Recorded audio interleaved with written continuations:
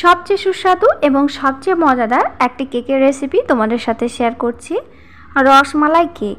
আর এই রসমালাই কেকটি একদম ঘরোয়া উপকরণ দিয়ে আর একেবারে সহজভাবে শেয়ার করছি।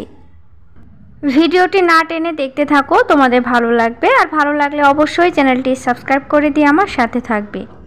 প্রথমে একটি বড় সাইজের বাটি নিয়েছি। বাটিতে নিচ্ছি 1 কাপ চিনি। 1 কাপ চিনির সঙ্গে নিচ্ছি হাফ কাপ সাদা তেল। সাদা তেলের পরিবর্তে গলানো বাটারটা দেওয়া যেতে পারে। এবার চিনির সঙ্গে সাদা তেলটা খুব সুন্দর করে গলিয়ে নিচ্ছি। এবার দিলাম 1 কাপ আটা। আজকের কেকটা আটা দিয়ে তৈরি করছি। আর দিচ্ছি খুব সামান্য করে বেকিং পাউডার। এবার খুব সুন্দর করে মিশিয়ে নিচ্ছি 4টে উপকরণ। তরল দুধ দিয়ে ঘন ব্যাটার তৈরি করে নিচ্ছি। তবে তরল দুধটার পরিবর্তে যদি জল ব্যবহার করো তবে এখানে গুঁড়ো দুধ লাগবে। গুঁড়ো দুধ অবশ্যই দিতে হবে।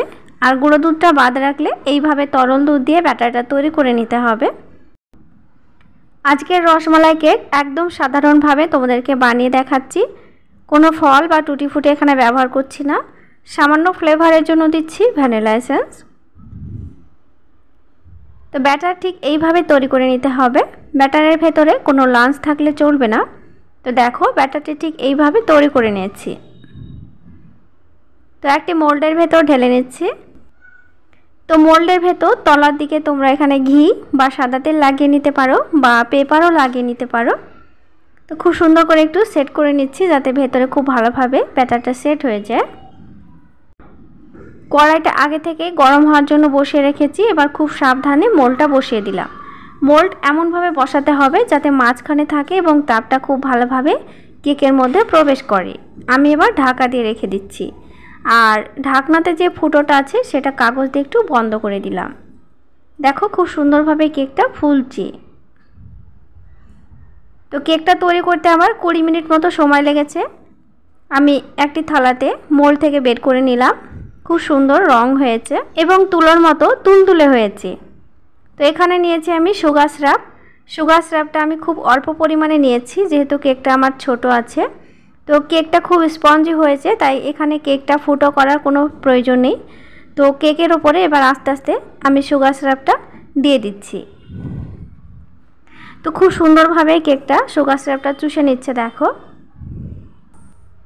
সুগার সিরাপ একেবারে বেশি করে ঢালতে যাবে না, অল্প অল্প করে এইভাবে দিতে হবে। এবার দিচ্ছি এখানে মাওয়া। দুধ থেকে মাওয়া তৈরি করে নিয়েছি। তবে এই মাওয়াটি কিন্তু আমি পুরোটা শক্ত করিনি, একটু নরম করে রেখেছি। কেকের ওপরে ঠিক এইভাবে মাওয়া দিলে কিন্তু খেতে বেশি টেস্টি হয়। তো তোমরা এখানে ক্রিম ব্যবহার করতে পারো, তাতে কোনো অসুবিধা নেই। তোমাদের যেটা ভালো লাগবে সেটাই ব্যবহার করবে। তো আমি এবার কেটে নিচ্ছি। তো ভেতর থেকে কতটা নরম হয়েছে দেখো। সবচেয়ে সহজ এবং মজাদার এই রসমালাইয়ের রেসিপিটি অবশ্যই বাড়িতে একবার বানিয়ে খেতে পারো।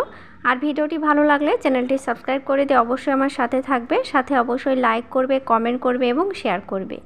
ভিডিওটি দেখার জন্য তোমাদেরকে অসংখ্য ধন্যবাদ।